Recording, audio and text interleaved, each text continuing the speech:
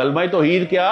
ला इलाहा इल्लल्लाह। भाई ये तो यहूदियों का कलमा है। यहूदी कहते हैं ला इलाहा इल्लल्लाह। सिख, क्या सिख दो खुदाओं को मानते हैं? नहीं। तो वो क्या कहते हैं? ला इलाहा इल्लल्लाह। तो अगर ला इलाहा इल्लल्लाह ही तौहीद है, फिर तो सभी तौहीद पर है। यहूदी भी तौहीद पर, सिख भी तौहीद पर, सारे तौहीद पर है। Not true. तौहीद अरबी का सीगा जो है ना, इसको ये बाबे तफ़यील से, तो क्या है सीगा? वहदा युवहिदु तौहीद। और क्या मतलब है इस फेल का? वहदा युवहिदु। कोई बता सकता है? Anybody dairying?